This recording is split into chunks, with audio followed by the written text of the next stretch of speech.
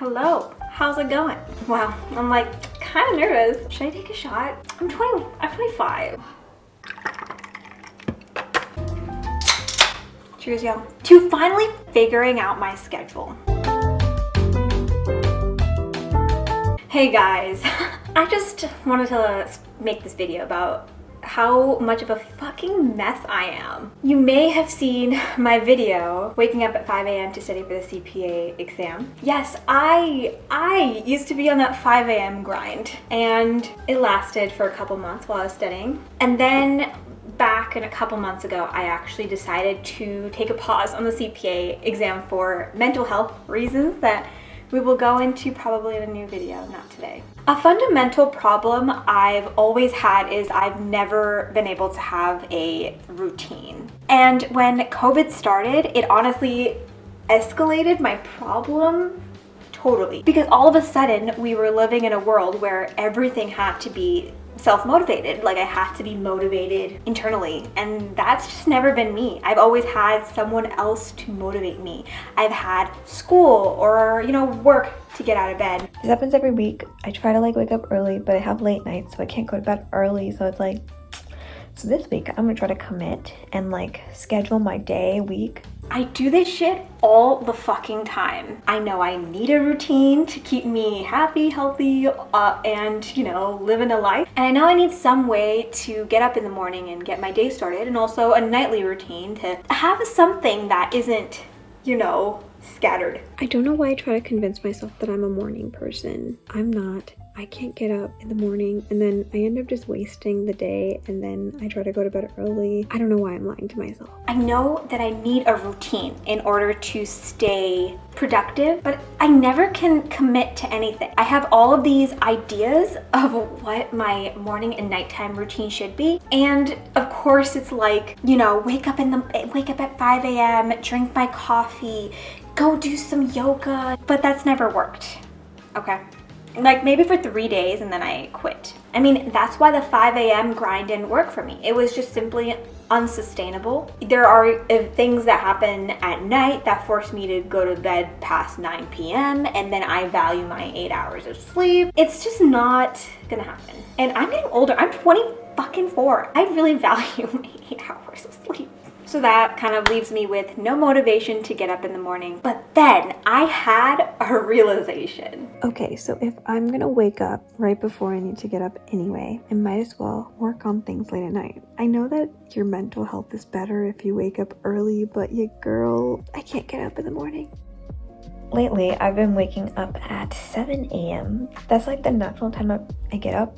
It'll just be a good thing for me. So let's do that. So we are going to wake up at 7 and we're going to figure out a plan for the entire week. So many things I want to do. I decided to completely scrap what I had initially.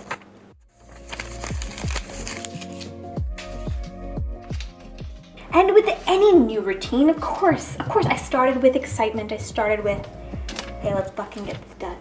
It's time to be more realistic. I'll never fail to get excited about something I know I'll fail at, But knowing that I naturally wake up at 7 a.m. and I know that I have to start working at about 8:30 to 9 a.m., I had about an hour and a half to figure out what I wanted to do with my mornings. And the nighttime routine was something I could not even fathom to tackle. What's going well for me is keeping it simple. Recently, I started the Artist Way journey, and I started it with a couple friends to keep me motivated. But essentially, every day you have to do your morning pages, which is 30 minutes of just brain dump into the page. Stream of consciousness, whatever is in your brain, just dump it out. Today's morning pages took so long because your girl could not focus. I kept living in the past, in the future, in my feels. But we finished it eventually. And I feel good. I gotta meditate though, dude. Even though this was never a decided routine, it really was something that I was able to follow through on because I had some external motivation. My friends were doing the Artist Way journey with me, so I felt oh, I should. And honestly, I was feeling a lot better doing them. So then that left me with about 30 minutes to an hour of doing something else in the morning. And I thought a great idea was to have movement in the AM. I had hurt my shoulder. It's like chronic pain. It's been like a year. And I have been kind of avoiding working out in general just because I don't want to hurt myself more. And I'm kind of dumb. I think the main reason was that I would go to yoga and I would feel sad. It's like if you're an athlete, I'm referring to myself as an athlete, but you know, if you're like an athlete and your sport is football or something, and then you injure your leg and you can't play football and all you want to do is play football. That's nothing like what happened to me, but it kind of is, because I didn't know how to not do yoga without like playing on my hands. Like, it was just so hard. So anyway, I quit completely and then I just stopped for a while. But I know I need to move. And I make a lot of excuses, but I still force myself for at least a couple days to do that, like morning pages and then some kind of movement. I am so tired today, so tired. But we're gonna do a calm and restore yoga today because we're restoring now, okay? Girls, boys, we don't hurt ourselves more. This is where I always fuck up because I do my morning pages and then I'm like, I need to do my movement. That's what I put on my list of to-dos. And then I start working and then I get wrapped into the work because I'm like, shit, I gotta do these things before 9 a.m. And then the movement thing is not working. Honestly, I can only get myself to do morning pages. But you gotta have been making some improvements, sis. Come on. I started to finally see what actually worked for me. So I've had this app called LSE downloaded on my phone for a while, and I started to actually use it as like a bullet journal. Like, I was using the handheld bullet journal for a while, but the issue with your IRL writing journal is that if you have an idea that comes to you in the middle of the grocery store, you can't write it in your journal because you don't have it with you all the time. I mean, I don't, at least. So that was an issue. Anytime I would think of something that I needed to do, I would write it down. But I still dreaded doing everything. It's Friday and your girl doesn't want to do shit. And that's a problem, right? I finally did everything on that LSE list, and now I'm finally doing the dreaded task of actually doing the thing that I want. Editing videos. Ugh. Why am I anxious about everything? Usually I would, wake up in the morning, feel like shit, and you'd make it the worst thing in the world, even though nothing had happened to me. But then something bad really did happen to me, and I don't know what happened. Something just changed in me after this event that I rather not talk about right now. Feeling kind of weird today, but I'm gonna go to the beach because I know that makes me feel better now. I've been here for 2 weeks and I can't believe it took me this long to actually finally make it to the beach. It's my favorite spot. I actually did the thing that I knew would make me feel better, but never did because, well, I don't know. Make it make sense, okay? And then the next day, I have allotted 9 more minutes. It's 7:06 right now, so I have 9 more minutes. I finally got up and did my routine to perfection and actually enjoyed it. Okay, yeah, my routine is like 2 things, but like, it's a big deal to me, okay? Sunscreen, even though I never leave the house. But maybe I could get skin cancer from the window and the blinds and the curtains. Okay. These vegan pancakes may look disgusting, and you'd be right. Actually, I haven't tried them yet. Are they even done? Because they look... Okay, I changed my opinion. They might look disgusting, but not that bad. And I was not perfect. I mean, go on with me. But I was still indecisive as shit. I decided I won't kill myself by eating these old strawberries. Oh fuck, should I just eat them? They're not that bad. I guess I could eat them with this gross looking...